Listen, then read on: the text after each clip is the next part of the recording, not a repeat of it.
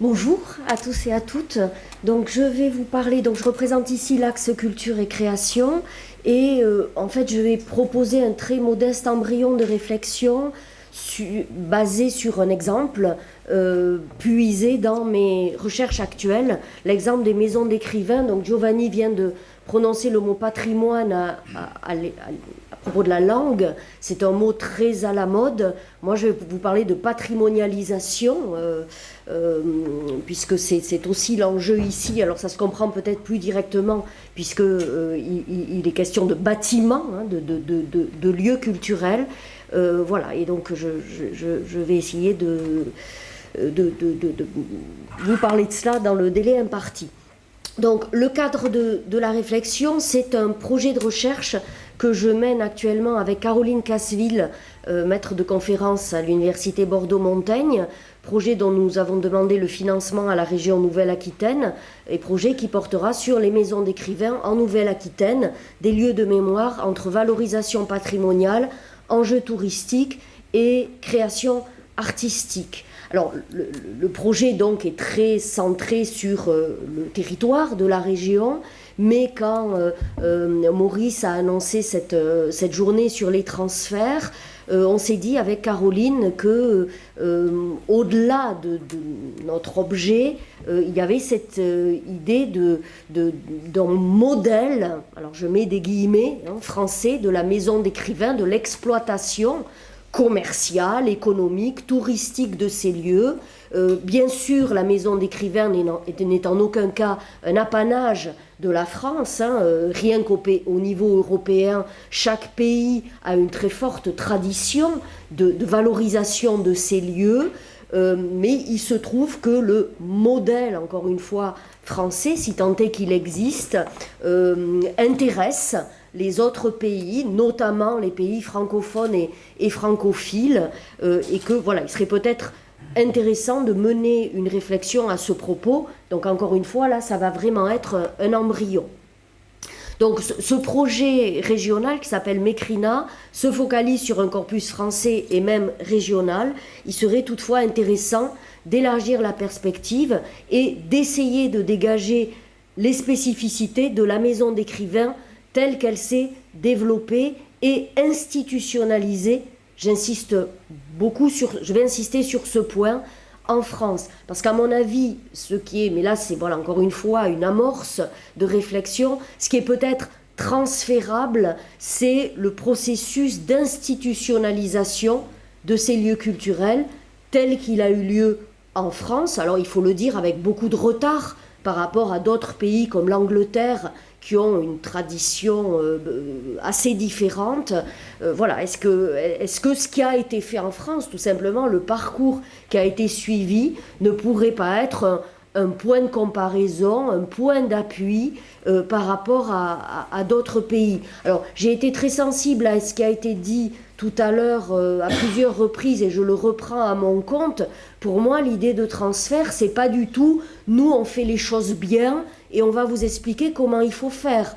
Absolument pas. Maurice parlait d'interaction, je crois, en présentant la journée. S'il y a transfert dans un sens, la moindre des choses, c'est que ça soit vrai dans l'autre. C'est-à-dire, on va vous présenter comment nous on fait, et d'ailleurs, c'est très varié, parce qu'il n'y a pas un modèle de maison d'écrivain. C'est ce qui m'intéresse dans ce sujet de recherche, c'est qu'il y a des exemples très variés, rien qu'en Nouvelle-Aquitaine. Donc voilà, nous, comment on fait ou comment on essaye de faire, mais dites-nous, vous les Espagnols, vous les Roumains, vous les Allemands, comment vous faites, et peut-être on pourra progresser ainsi ensemble. Alors là, j'avais noté un exemple de comparaison en quoi la maison d'écrivain à la française, si j'ose le dire ainsi, est un objet culturel distinct de la tradition saxonne du Literary Museum, pour ne prendre que cet exemple. Alors, j'ai mis quelques images, hein, c'est la moindre des choses. Là, en hommage à ma collègue et amie Caroline, c'est Malagar, le domaine de Malagar en Gironde, la maison de François Mauriac. Alors, je vais revenir sur cet exemple, sur cet enjeu important. Je parle de maison d'écrivain, et là, j'introduis l'idée de musée qui est peut-être plus prégnante dans l'approche anglo-saxonne. La maison d'écrivain est-elle un musée ou pas? Parfois elle l'est, parfois elle ne l'est pas.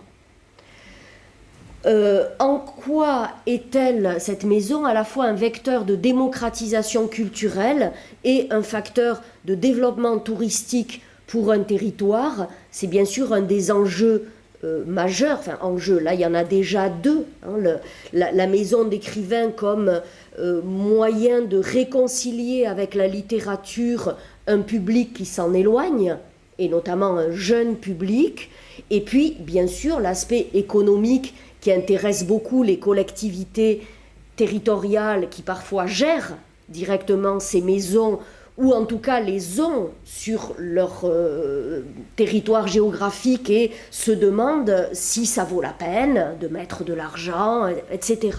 Donc, alors oui, je ne l'ai pas dit, mais c'est important, la maison d'écrivain est un objet de recherche hautement pluridisciplinaire ou transdisciplinaire.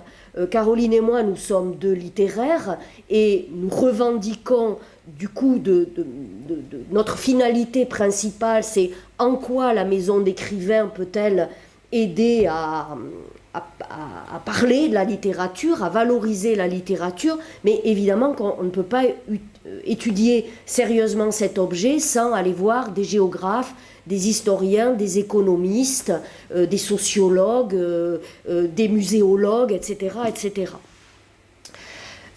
Autre question que j'avais mise en avant, dans quelle mesure ce modèle pourrait-il intéresser d'autres pays, notamment francophones et francophiles, désireux de s'inspirer de l'expérience française, mais je le redis, désireux peut-être aussi de nous montrer ce qu'eux ils font, et je pense qu'on a beaucoup de choses à tirer, pardon, c'est un peu trivial de le dire ainsi, de ces échanges.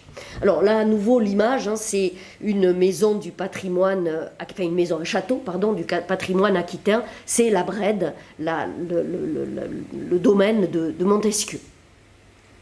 Alors, quelques éléments très rapides pour réfléchir à ce qui pourrait être un début de modélisation, donc sur ce que serait un modèle français de la maison d'écrivain. Alors, 4 questions, et je vais essayer d'entrer juste un petit peu dans le détail pour 2 d'entre elles. La maison d'écrivain, maison-musée ou expérience singulière. Donc, cet objet culturel rentre-t-il dans la catégorie musée ou pas? On verra qu'il n'y a pas une question, une réponse, il y en a plusieurs. L'objet étant très divers, il y a la nécessité d'une typologie. Voilà, je donne que quelques exemples. Qu'est-ce que c'est une maison d'écrivain? Ça peut être la maison natale, ça peut être un lieu de villégiature de l'écrivain, ça peut être un lieu donc de simple passage ou un lieu de résidence, ça peut être un lieu familial hérité ou une maison conçue et aménagée par l'écrivain, comme l'exemple fameux d'Arnaga au Pays Basque, qui fait partie de l'œuvre d'Edmond Rostand. C'est pas juste une maison, lui-même revendique ce lieu comme faisant partie de son œuvre. Alors d'un écrivain, on attend des livres, des pièces de théâtre dans son cas. Pour lui, Arnaga, et il y consacre les 15 dernières années de sa vie, fait partie de son œuvre. On peut presque dire la même chose pour Loti, on peut assurément dire la même chose d'un écrivain sur lequel je travaille en ce moment, beaucoup moins connu, Jean Rameau, écrivain landais, qui lui aussi, alors lui il a consacré une 30aine d'années de sa vie à sa maison et à son jardin, qu'il considère comme une œuvre d'art totale. Donc voilà, c'est pour ouvrir quelques pistes. La typologie repose évidemment aussi sur le statut de la maison. Ça peut aller de la très modeste demeure au château prestigieux, etc. Dans la typologie, il y a aussi toutes les questions juridiques qui sont très importantes. Il y a un panel très large. La maison peut être un lieu privé ou un lieu public. Du côté du public, ça peut être géré par une municipalité, par un département, par la région, dans le cas de Malagar, par l'État, beaucoup plus rarement. Si c'est privé, ça peut être une association, ça peut être une fondation. Bref, là, il y a beaucoup à faire de ce côté-là. Et puis, je mentionnais pour finir le grand enjeu actuel, qui est la question du numérique appliqué aux maisons d'écrivains. On connaît l'enjeu pour les musées. Tous les musées sont en train de se numériser à outrance, que ce soit les visites virtuelles ou simplement le site du musée qui s'enrichit, ou vous êtes dans le musée et vous avez des totems numériques, des tablettes, etc.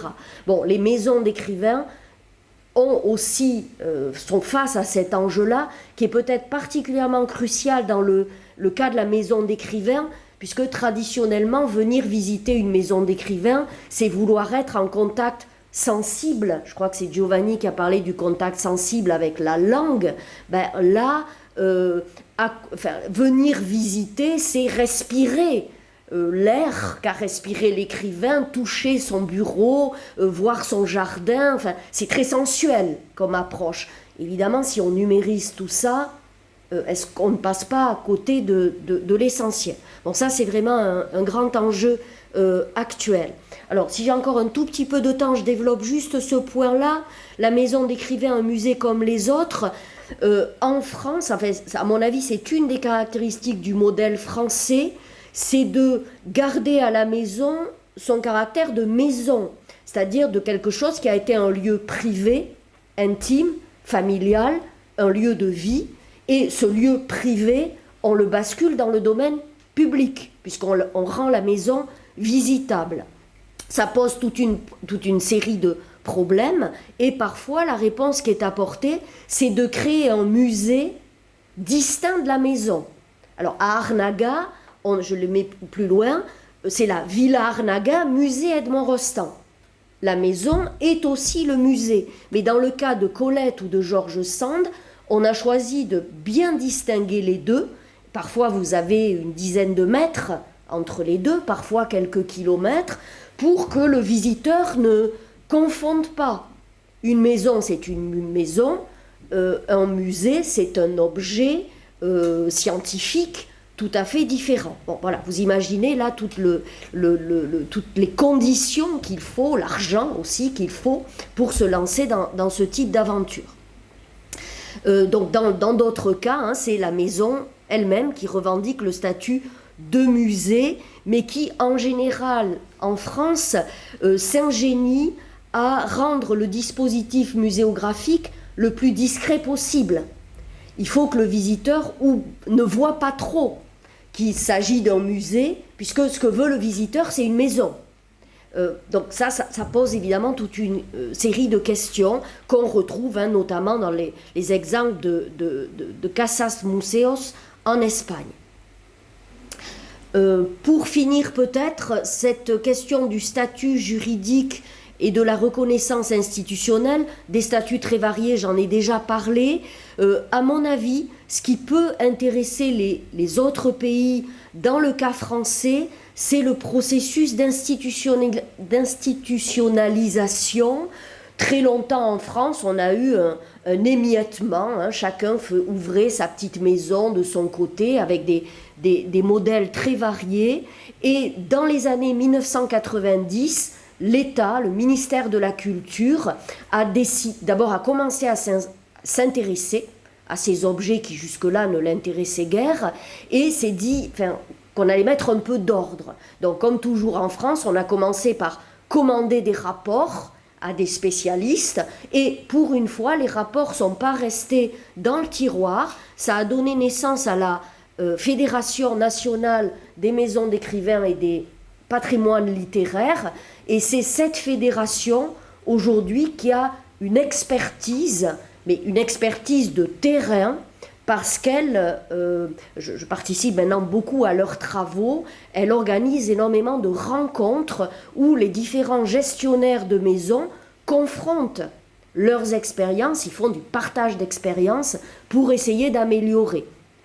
Fédération nationale, mais très ouverte sur la Belgique, sur le patrimoine belge en la matière. Donc, et puis cette fédération est très sollicitée par d'autres pays, l'Ukraine récemment, hein, qui bien sûr a peur pour son très riche patrimoine, et je vous en ai mis un exemple pour finir en la matière, et qui, voilà, alors là c'est pas juste du partage d'expérience, c'est qu'on vient chercher un soutien aussi du côté de la France, sachant que notre pays accorde maintenant une importance, une valeur à ce patrimoine très particulier que sont les maisons d'écrivains, et voilà, encore une fois, qui peut intéresser